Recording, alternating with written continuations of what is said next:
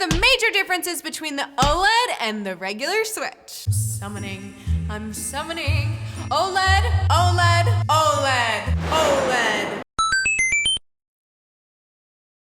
If you're feeling extra jealous and want one of these sweet babies to be yours, don't fret, I am giving one away for free. Check out the link in my description for more information. All right, so as I'm sure you've heard by now, I got my Nintendo Switch OLED early, which is so exciting and so crazy. So I have taken the initiative to go ahead and go through and figure out what the major differences between the OLED and the regular Switch are for those of you who are either still on the fence or just so excited and can't wait to get your hands on the OLED. The first, obviously noticeable difference, again, are those beautiful white Joy-Cons. This is the only Switch pure white Joy-Cons that have come out so far, and currently the only way to get them is to get a white OLED. On the other side, we've got our Legend of Zelda Joy-Cons for you.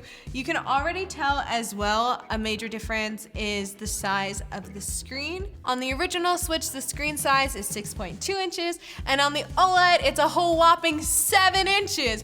What? Again, it doesn't really sound like that much, but for someone like me who's, just a normal person, there was actually a visual difference when I was playing on the OLED. It definitely felt like there was a lot more screen space, and if you're a huge consumer of just not just gaming content, but also video content, I feel like you're also gonna notice the difference in screen. The OLED flap in comparison is a lot sleeker and way more flush. Again, it was really hard for me, and I don't know if it's just because my nails are short, but to get in there and actually open it. So if you have a hard time opening things like me, this may be a little bit difficult for you, but we can adapt. We'll make it through. The headphone jack is in the exact same spot and looks the exact same. It was really interesting to me that the OLED even had a headphone jack, especially after they made a whole big deal about the Bluetooth upgrade. And here's something that's a really small change, but I was really excited about, and that is the top vent. The top vent on the regular Switch is really spaced out, and I don't know, just a danger zone. I've noticed a lot of people on their Switches, wear and tear always ends up showing right here in this vent. I have friends that a couple of these little lines are cracked or different things. I feel like the vent is where a lot of wear and tear was. The volume buttons are different. What? Major news, just kidding. It still does the exact same thing. Obviously it controls the volume. There's no crazy additions with the OLED on that. The power button as well is wider on the OLED. I know, crazy differences, but don't worry, we're gonna get into some bigger stuff later too, I promise. These are just more aesthetic changes that you'll notice right away between your OLED and your regular Switch. If you're new to our channel and want more OLED news, be sure to subscribe so you can be the first to know. Finally, my favorite part of the new OLED, which the display is incredible, a major difference, and don't worry, we're going to be comparing displays soon later in the video too, but I am obsessed with this stand. I did not realize how much I hated the other stand until I got this stand, and it is night and day. It is a giant difference. It is so freaking smooth, and it works on every angle. I'm really obsessed with this. I genuinely care, and I never thought I would care about a stand. And a great thing about the OLED is there is more memory space.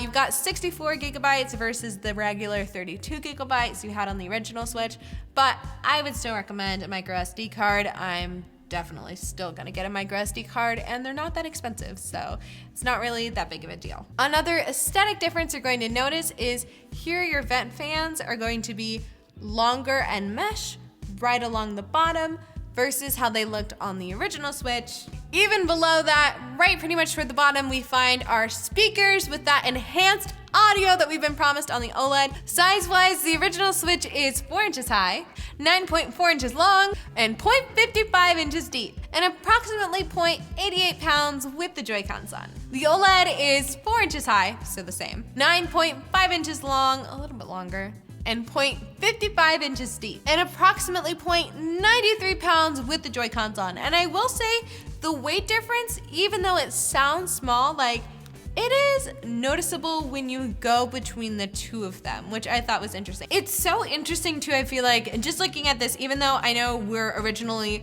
looking for brightness, but it's so interesting like how much longer it looks just with like a different size of the screen. Like I know it's not physically that much bigger, but it just feels bigger because of the way they did the screen, and it looks so good. When it comes to brightness, I feel like it looks still dark, at least with the comparison of the OLED with the original Switch. It's so interesting because I think if I wasn't looking at them together, I'd be like, this looks so bright, but it looks just so much darker because it doesn't have the true colors that the OLED has on the version. And if that matters to you, clarity and just the overall look of everything, definitely upgrade, and it will be 100% worth it for you. I would also say too, if you're like, I don't really plan on playing my Switch that bright, we did play around as well with just how it would look on like the dimmer version, say like if you're playing at like 2 a.m., what that would look like, and the colors still look crisp and really great on the OLED version. And we've got our two docks here. I already did kind of a comparison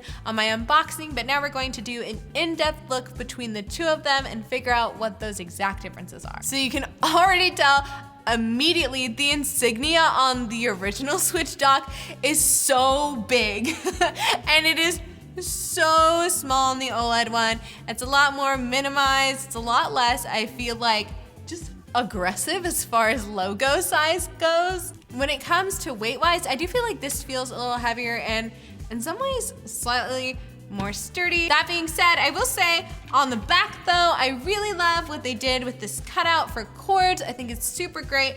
I like it a lot better than what they did with the original Switch there. You've got the two same ports on the side, nothing different here. The major different ports are gonna be when you actually open this up. And again, I think my least favorite part about the OLED is this.